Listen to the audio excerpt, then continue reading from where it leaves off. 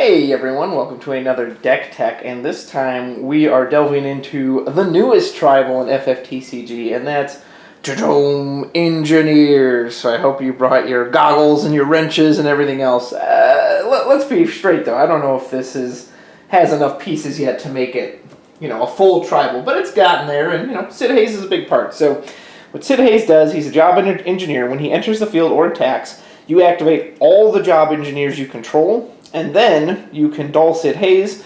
You choose a forward other than himself. It gains 1,000 power for every job engineer you control until the end of the turn. So this has some really fun interactions.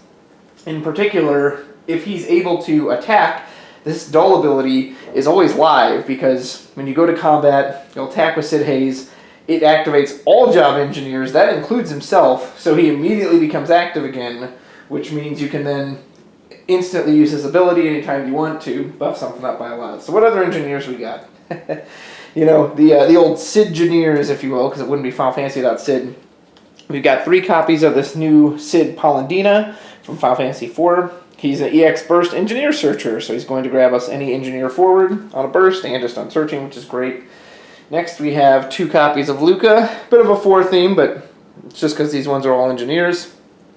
I'll be honest, I never even use her effect. She's just there because she's a job engineer and she's cheap Earth CP. But in theory, you can also break her and choose a backup of 3 or less from your break zone, put it onto the field. I haven't really found that to be useful in any way, but if you find a way to use it. Next we have Sid FFC, Crystal Chronicles. Another engineer, he's our cheap lightning CP. And he does have an effect that could be relevant depending on who you're facing. You can dull him, choose a character opponent controls, and you remove a counter from it. So if they have a monster that's getting a lot of counters, if they have Lednar, if they have a Vanille, that'd be kind of funny to see Vanille and just sit in Vanille every turn, just keep trading back counters. Then we've got our classics from, classics, what a funny word to use, from Opus 12. We've got Mid Previa, and of course his grandfather Sid Previa. Both of these guys are job engineers. They were an entire little archetype strategy all onto their own. Mid enters the field, he's going to pull back a lightning forward at cost 1, play it right to the field. That's Sid. Sid's then going to give something haste. And last but certainly not least, oh no, we've got 2 more actually. We've got Cindy from Final Fantasy 15, everyone's favorite engineer from Hammerhead Junction. She's going to help our backup line. And now last but certainly not least, we've got our brand new Lid from Opus 13. She's our final engineer. So these are all the engineers that we currently have. So we've got 4 potential forwards, 4 backups. So whenever this Sid enters or attacks, it's really nice because, again, if you've got all 4 of these ones out, you can tap them out early, put down another card. Sid goes to combat, he attacks, reactivate all these, and then he can dull for his buff. If you somehow got all 8 on the field at once, it means you can give a forward 8,000 power, which is pretty freaking awesome. So we've got other combos that go in with these. We're going to look at Lid and Cindy. So Lid's very interesting that when she enters the field, or she's put from the field to the break zone, so she gets it both on entry and when she dies, you reveal the top 4 cards of your deck, and you get to add a multi-element card among them to your hand. So right now, engineers are a little weird because, as you can see, we've got lightning, we've got wind, we've got earth. We're kind of all over in the colors, and now Lid wants us to get all these multi-element cards, but in a way, it kind of makes for a fun, goofy deck. So we have 2 copies of Noctis from Opus 12, our Lightning Earth, and backing him up is his father Regis. 2 copies of him as well. And then 2 copies of Iris from Wind Earth. So all 6 of these cards, these 3 forwards, can all be searched off of Cindy, which is nice, and they can all be revealed off of Lid's effect, which is nice. And then Noctis can, of course, get back a Regis or an Iris on entry. Iris has her own form of reactivation, which can double in with the engineer reactivation, which is nice. And Regis is just a good card in general. It's a little tough in this deck, but he's actually a really good target for Sid Hayes because Sid Hayes can't buff himself. So you'll attack him with the Sid Hayes. They want to block it to get rid of it. So let's say they got a 9k, they block the Sid Hayes, use his effect to buff something else, and then main 2, Regis, he can bring back Sid. Anything else like that. So then we have 3 copies of my favorite legend from Opus 13, Golbez. Excuse the proxy in the back. Just another multi-element card to fill out for Lid's effect. Plus he's an EX Burst, he can search any of our 2-cost cards. We're going to have backup, summons, etc. So he's really good for that. Just a fun card in general. Next, we have 3 copies of Gudon. Great beater. Can't be dulled by summons or abilities of your opponent. Brave, gets to attack twice. Exactly what we want. And the other best Wind-Earth combo is the Y'shtola from Opus 12.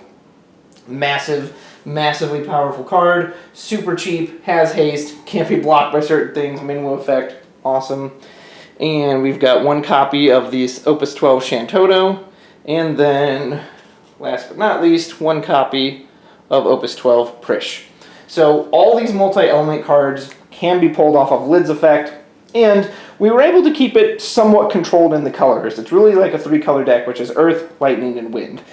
In theory, you could splash every multi-element color you can think of, and Lid can pull it off of that, but I didn't want it to get so wild with the colors that, you had hands that you couldn't do anything with. So, to help us cast some of this, we obviously want our engineer backups if we can get them, but we're also happy to see the Class 10th Moogle early. That's going to let us tap for Earth and Lightning. And then the Class 8th Moogle, that's going to let us tap for Wind and Earth. 1 copy of Cosmos. Great target off of Golbez. Color fixes, let us get whatever we want. 3 copies of Tyro. Excuse the proxies, but EX Burst will let you get whatever forge you need for the situation. He'll tap for any color, and then he can give his power bump too. Everyone knows what a great backup it is. And then our summons. So we've only got 6 summons. Both can be pulled off of Golbez. 3 copies of Hecaton Kyre, and 3 copies of Diabolos. So Hecaton Kyre is our fight spell. We've got really good targets we can fight with, which is Gudon, Y'shtola, Golbez are all big 9Ks. And Y'shtola is really good because she won't take the damage if it's less than her power. And then we can also use the fight spell in combination with Sid Haze, which is really nice. Buff something, put it to absurd proportions, then have Hecaton Kyre fight it. And he has a very interesting interaction with this Diabolos. So this Diabolos, you choose a forward, and if its power has been increased or decreased, you break it. So Sid Haze actually lets you target your opponent's forwards. So what you can do is you attack with Sid Haze, he attacks on the stack, it'll reactivate all engineers, including himself. Then you dull Sid Haze, choose your opponent's forward, bump its power up by however much, then you cast the Diabolos, and it's just a guaranteed break. Fun little interaction you can do, and yeah, it's just really fun. Last but not least, 1 copy of our God. We've got 3 different colors back here on the backup line. So he's just a nice little beat stick to go in with everything else.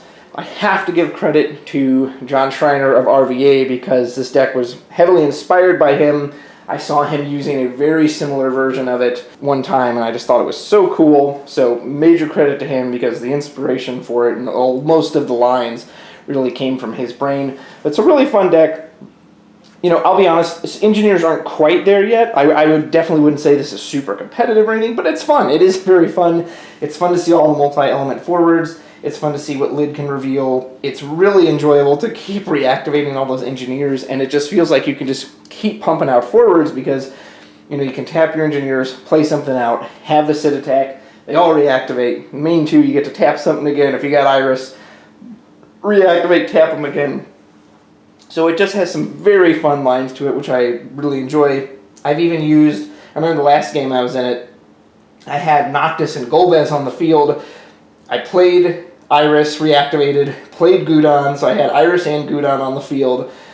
And then I think I played Sid as well, and I had 3 forwards out. Noctis and Golbez party attacked. Suddenly everything's got 2,000 power and haste. Gudon's down 11k who can immediately attack. And then the Sid could attack. It was really fun. So it's got some really fun lines in it that you'll enjoy. Shantoto can give something haste. Her ability to keep something for breaking isn't super relevant. And again, Prish is kind of mainly there just to fit in with the multi-element to pull off of Lid, but it's also nice to be able to give something 1,000 Braves. So give it for a spin, use your wrenches on it. Let me know what you think. Let me know if you have a good time. And here's hoping we get a couple more engineers in the future so we can really fill it out. Until then, we'll see you later. Bye!